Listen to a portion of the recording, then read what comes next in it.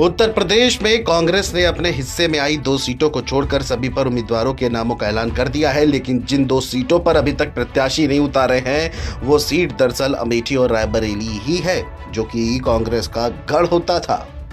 Congress party से जुड़े सूत्रों की अगर माने तो अब इन 2 सीटों पर फैसला अप्रैल के आखिरी सप्ताह के भीतर हो जाएगा। दरअसल रायबरेली और अमेठी में 5वें चरण में चुनाव होना है, जिसकी चुनावी अधिसूचना 26 अप्रैल से लागू होगी। हालांकि कांग्रेस की ओर से इन 2 सीटों पर प्रत्याशी घोषित न किए जाने से सियासी गलियारों में कई तरह की चर्चाएं हो रही हैं। आखिरकार कांग्रेस ने उत्तर प्रदेश की अपनी एक और सूची में रायबरेली और अमेठी को छोड़ दिया है।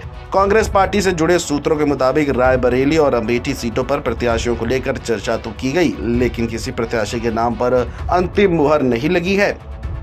बताया यही जा रहा है कि बुधवार को जब उत्तर प्रदेश के प्रत्याशियों की सूची घोषित हो रही थी तो रायबरेली और अमेठी की प्रत्याशियों की सूची को 5वें चरण में होने वाले मतदान के चलते अभी होल्ड पर रख दिया गया है। सूत्रों से मिली जानकारी के मुताबिक बैठक से पहले ही इस बात पर सहमति बन चुकी थी कि रायबरेली और अमेठी प्रत्याशियों की घोषणा बुधवार को नहीं की जाएगी, क्योंकि 5वें चरण में होने वाले लोकसभा चुनाव के नामांकन की अंतिम तिथि 3 मई है और नामांकन भरने की प्रक्रिया 26 अप्रैल से शुरू होगी। इसीलिए इन 2 सीटों पर प्रत्याशियों की घोषणा 26 अप्रैल के आसपास यानी कि अप्रैल के अंतिम सप्ताह के भीतर हो जाएगी।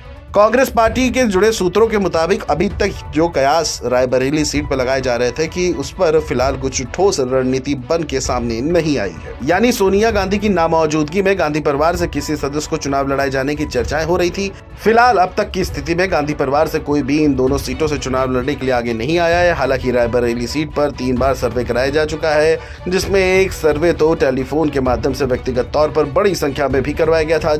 जानकारी की माने तो अभी तक सर्वे में यह पुख्ता किया जा रहा है कि गांधी परिवार के लिए ये सीट सोनिया गांधी की अनुपस्थिति में कितनी मजबूत होगी। हालांकि राजनीतिक जानकारों की माने तो रायबरेली और अमेठी अब तक प्रत्याशियों के चयन में इस तरीके की देरी पहले कभी नहीं हुई है। जानकारों की माने तो अमेठी रायबरेली ये 2 सीट पहले से ही तय प्रत्याशियों के साथ घोषित मानी जाती थी, लेकिन इस बार जैसे ही सोनिया गांधी ने रायबरेली से चुनाव लड़ने से मना किया और एक चिट्ठी लिखी तो कयास लगाए जाने लगे कि गांधी परिवार से कोई प्रत्याशी होगा। इसके अलावा राहुल गांधी के चुनाव हारने के बाद अमेठी में कयास लगाए जा रहे थे कि क्या दोबारा राहुल लड़ेंगे या नहीं।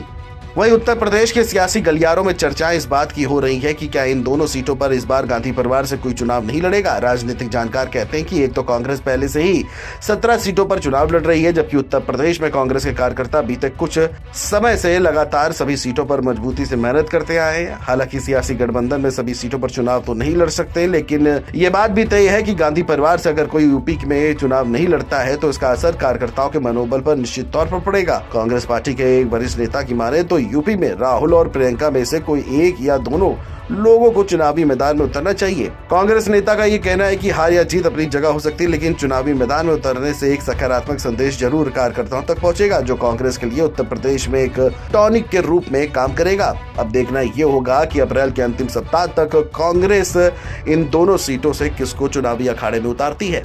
Video desk, NBT online.